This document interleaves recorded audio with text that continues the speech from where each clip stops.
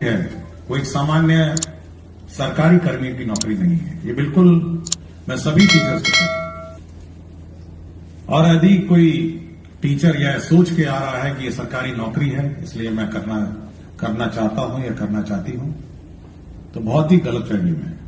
Teachers की नौकरी बिल्कुल भिन्न है और ये सबसे भिन्न है, मतलब इसका कोई तुलना किसी अन्य नौकरी से नहीं है। आप समझ सकते हैं, जब आप क्लास में जाते हैं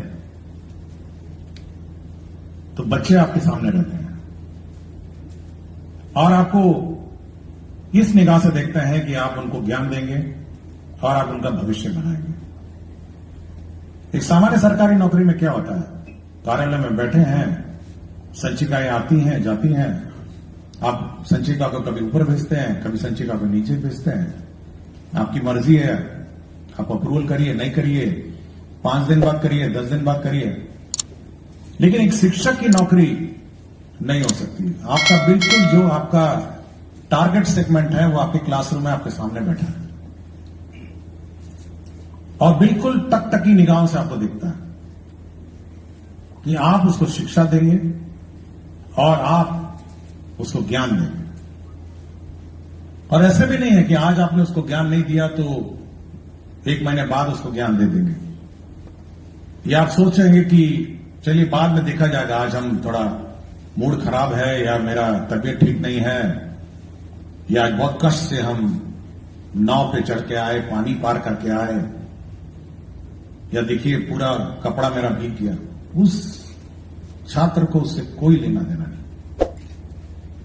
ये कष्ट आप डीओ को बोल सकते हैं, एसीएस को बोल सकते हैं, लेकिन जो आपके सामने जो कक्षा में बैठा छात्र छात्रा है उसको आपके कष्ट से कोई लेना देना नहीं।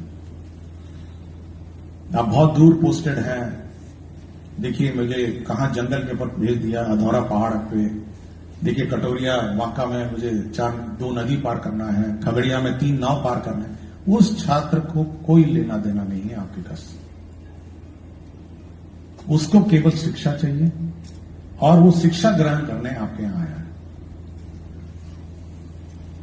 उसके माता पिता का नजरिया देखिए, उनका माता पिता को भी आपके कष्ट से कोई लेना देना नहीं। वो आपके हवाले इस बच्चे को इसलिए भेजे हैं कि आप उसका भविष्य बनाएं, कि आप उसको पढ़ लिख कर एक ऐसा इंसान बनाएंगे जो कल समाज पर अपने पांव पर खड़ा हो। देखिए दोनों बहुत ही इंपॉर्टेंट स्टेक होल्डर आपके हैं, एक शिक्षक, एक छात्र है और एक उसके माता पिता है। और यह आपका दायित्व है कि आप ये दोनों दायित्व पूरा करें। आपका कष्ट का दायित्व सरकार, department, DEO, BEO, DPM, DO, जो नाम दीजिए, डीपीओ स्थापना है, जो उसका काम है उसका पूरा करना। ये उसकी एफिशिएंसी पर निर्भर करता है कि वो कितना आपका कष्ट हरण करे। लेकिन जो टारगेट सेगमेंट है मेन, जो आपका छात्र है, वह आप पर निर्भर करता है कि आप उसको कैसे पढ़ाएं। और अगर आप इस ड्यूटी में चूक जाते हैं, मान लिया आप गए, सुबह गए, हाजिरी लगाया, बायोमेट्रिक, ये पता नहीं कौन एसीएस आया हाजिरी लगवाता है रोज, हेडेक है बिल्कुल। कुछ लोगों को बोलते हुए उसमें सुना है, रोज देखिए 6:30 बजे हाजिरी लग जाता है और चेक भी करता है, बताइए वीडियो कॉल करके।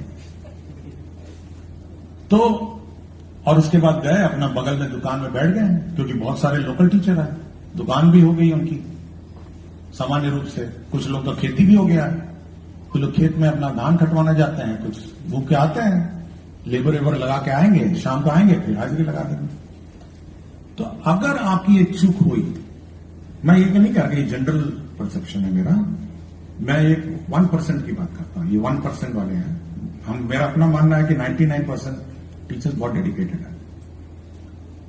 तो अगर आपकी चूक हुई तो आप समझ सकते हैं कि आपने कितना डैमेज किया। एक तो आपने उस छात्र का जीवन बर्बाद कर दिया, छात्र जब सच्ची में बर्बाद कर दिया।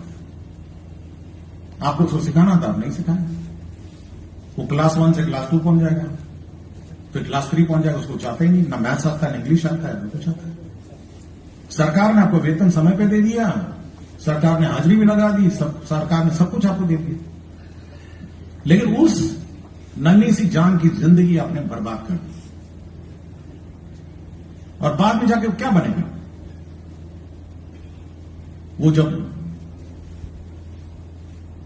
18, 19 साल, 20 साल होगा, सड़क में बैठ जाएगा कि भाई हमको कुछ काम दे दीजिए, कुछ भी दे दीजिए, कुछ भी कर लेंगे। नहीं समझ में आ रहा है तो मुठरी बांधेगा, ट्रेन में पकड़ेगा, बैठेगा, कहीं बम्बई दिल्ली चला जाएगा, जिसको हम प्लान बोलते हैं। तो भाई कहीं नौकरी मिल जाए, बर्तन धो, कुछ भी करूंगा मैं। इसकी पूर्ण रूप से जवाबदेही किसकी है बताइए? मतलब किसकी जवाबदेही है कि वो प्लान किया, उसको नौकरी नहीं हुआ, वो समाज में खड़ा नहीं हुआ अपने काम? क्या आप स्वास्थ्य विभाग को बोलेंगे? क्या आप पथ निर्माण विभाग को बोलेंगे? क्या आप बिजली विभाग को बोलेंगे? आप किस विभाग की जवाबदेही निर्धारित करेंगे इस घटनाक्रम में? मैं सुबह घूम रहा था, मैं सोच रहा था कि आज क्या बात करूं मैं आपसे। इसकी पूर्ण रूप से जवाबदेही उस विद्यालय की और उस शिक्षक की। अगर वो चूकता है तो समाज की सब समस्याएं खड़ी हो जाएंगी।